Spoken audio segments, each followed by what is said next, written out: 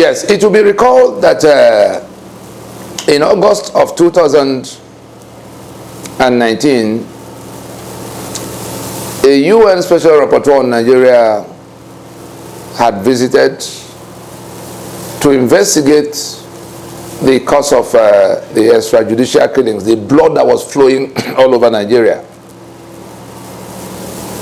And that was coming just about 3 weeks from after the 7 months that Washington spent to interrogate what we were saying was going on in our sub-region.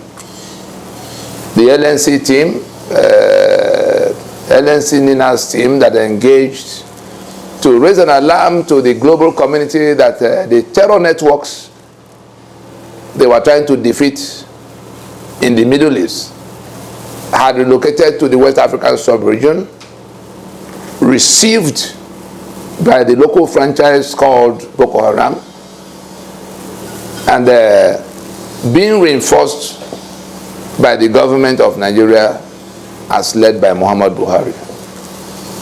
We had the privilege of standing in Capitol Hill to address the relevant decision makers, both in the House and in the Senate leg of, it was the International Religious Freedom Ministerial Roundtables of 2019. But we had come in January of that 2019 to raise an alarm about this Fulani agenda that had been mixed up with, it was like the joint venture between the Fulani that want to take the whole of Nigeria to create a homeland for Fulani of the Sahel and beyond,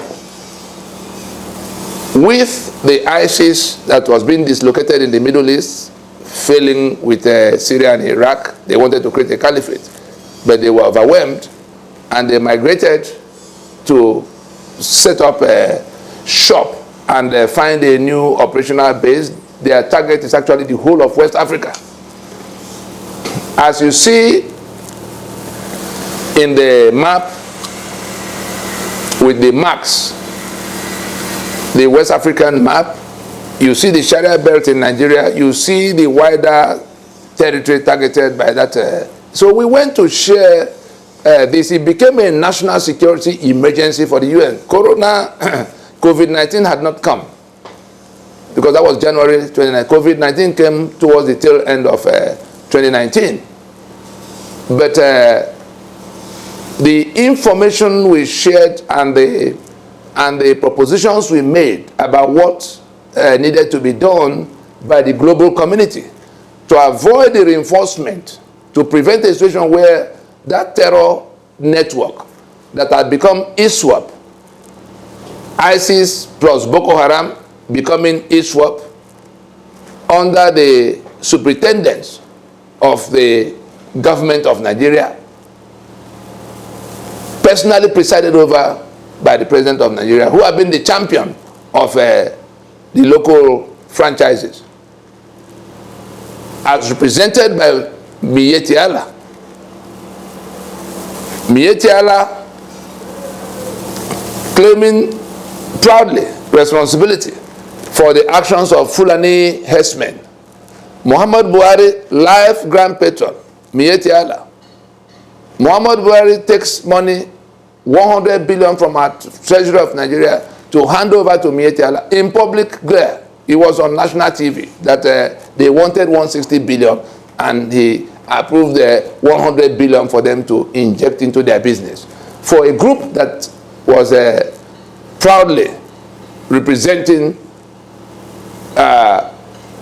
Fulani herdsmen, already adjudged as the 4th most deadly terror group on earth. And so this joint venture between the terror networks and the Fulani agenda, the Fulani global interest, in which that terror network will have Nigeria as its hub and West Africa as that caliphate, including Nigeria, of course, as their new operational base to face the whole world. And the Fulani from all over the sub-region of all over Africa would be brought into Nigeria to create a homeland for them. That was the joint venture. That is the joint venture. And it was against the backdrop of that alarm being raised in Washington that those who were leading the fight against the terror networks in the Middle East now considered what was going on in the West African sub-region as a national security emergency. And we went from the legislative branch on Capitol Hill, the State Department people came in to, and then all kinds of other branches of government, including the military. And then the policy actions that we saw in which Nigeria was put on the special watch list and later made country of particular concern were all flowing from.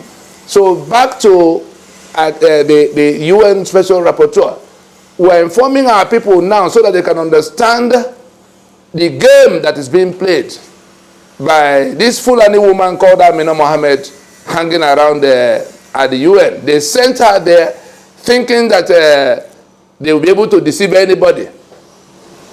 The recent visit of the UN Secretary General Antonio Guterres to Nigeria, in which he went to Maiduguri to talk about how Nigeria was doing well in bringing back terrorists into society and all of that. It is the game of Amina Mohammed and her Abuja principals, supervised by the British who coordinate for them, to go and create the impression that Nigeria was doing great in bringing Boko Haram to be reinfused into society and into the military. We saw what happened with the Taliban in Afghanistan, where they were repenting and being rehabilitated and being reinfused into the Afghan army. We saw how it ended, that the Taliban overwhelmed and are now in control of Afghanistan. We are on the highway to Afghanistan, and Amina Mohammed procured her principal, the Secretary General, to come to, erect a false narrative, to counter the narrative, to counter the reality that has been exposed, in which our Commander-in-Chief is organizing the terror that we are battling with, in terms of bringing Fulani from everywhere to come to overrun the indigenous nationalities and take their lands from them to become Fulani country. Nigeria would then become Fulani country with the owners of Nigeria exterminated. Yoruba will be killed, Ijo will be killed, Igbo will be killed. That's what's been going on since 2011. We saw the train terror attack and all of the demands they are making about the promise that was made to them for providing the brigandage and the violence that was necessary or required to remove Jonathan from power to bring in their own man. Okay, they've done their own part. They are now demanding that the lands be given to them. That's what emerged from what we saw in the terror attack. And so we've come to inform our people that the way the UN works, and we're privileged to have been we've been there, we've managed to get a few things done there, including the instrument under which this right to self-determination became something you could activate by yourselves. In 2007, the United Nations Declaration on the Rights of Indigenous Peoples.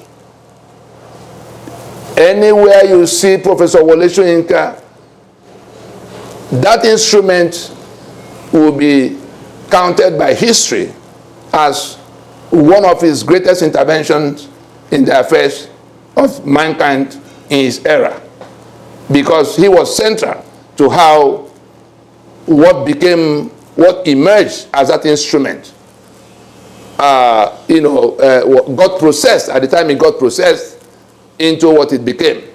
And so we are not strangers to the UN. The way the UN works is the member countries that decide, especially through the key organ called the Security Council. And the executive secretariat is headed by the secretary, where Amina is now one of his assistants. We're just trying to let you know that these are very low-level, civil servants, so to say, people who, we like the Nigerian example, we know the Governors Forum. They have a secretariat, and they have a DG that runs that secretariat. That is how it is in this, the DG of the secretariat of the Governors Forum, the DG of the Governors Forum, is not, he doesn't then become one of the governors to call the shots on what the governors are going to do. He's not, he's just to make sure that the place of meeting is ready, and if there are things they have to decide and they have to disseminate. That's where it ends. It does, the DG of the Governors Forum, Secretariat of the Governors Forum, does not become one of the governors to now decide what governors will do. That is the prank Amina Mohammed and her principal, Antonio Guterres, tried to play in coming to say, oh, UN is now in approval of Nigeria, you know, infusing Boko Haram into, back into its military and into the society. They're just trying to deceive those who do not know. But we're not going to pay any attention to that, because the Security Council, those who will act, who will decide on what will happen with Nigeria, they already have a foundation. They already have a first-hand knowledge of what is going on in Nigeria. Those who wish to ascertain, that rapporteur mission was led by Agnes Callamard. All of us can Google Agnes Callamard.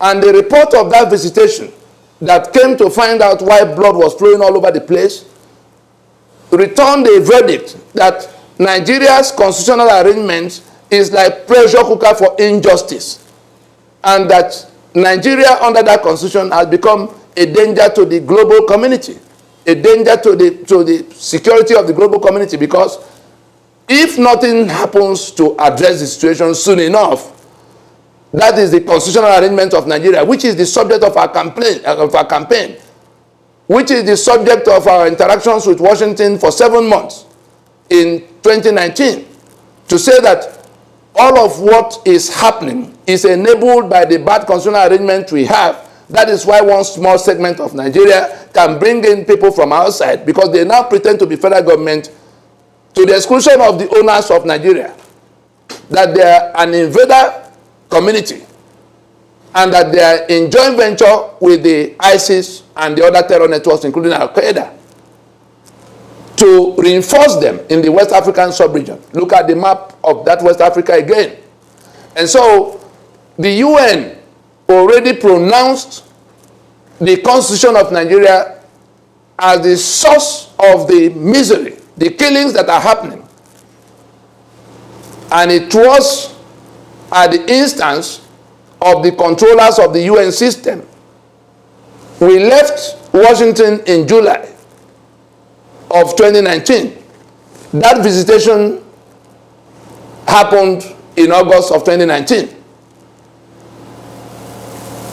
Use your tongue to count your teeth as to how it came to be. And so, let nobody pay attention to the gimmick of Amina Mohammed and her principal from the executive secretariat of the UN. Their authority and their mandate don't go anywhere near the organs of the UN that are dealing with the matter of Nigeria. We felt we needed to let you know, because a whole number of people have been asking, UN has now abandoned. No. The UN already took a decision on what they are going to do. The rest is for us to do. Everybody is waiting for us, including the UN, to demonstrate that we have rejected that constitution that is the pressure cooker. What is going on in the Niger Delta is resistance to Nigeria's seizure of their economic assets. That's the agitation, with all the blood that is flowing around it. The ones who are doing Biafra in the East, again, rejecting Nigeria's unitary arrangement that has turned them into slaves in their own lands. The same thing with Yoruba land, the same thing with the Middle Belt. So all the blood flowing is coming from that one source. And the UN has identified it and actually said that if that constitutional arrangement is not revoked, that Nigeria remains a great danger to global security, because the international terror networks, the global terror networks are already converging in Nigeria. That's the UN's concern. that if Nigeria were to snap, 200 million people will be looking for refuge. Look at little Ukraine and what has happened already. Look at what happened from Syria. So the UN is completely, aware of what we're dealing with. They've sent their own independent, investigation, and they've come to the verdict that it is the constitution of Nigeria that has to be removed, that has to be replaced, that has to be reworked. Otherwise, many more things will go wrong, including Nigeria collapsing unceremoniously and the global terror networks now having an unlimited number of people to recruit from in the calamity that will ensue. And so, let us be focused. What we needed to get from the international arena, we already secured it. Amina Mohammed was already at the UN. She went in 2017. If she was that influential, where was she when the Agnes Callamard mission was, dispatched? Where was she when the report of that mission, came back and got published to the global community? So both herself and her principal are just secretariat staff, executive secretariat at the UN. But the controllers of the UN are in the upper chambers called the Security Council.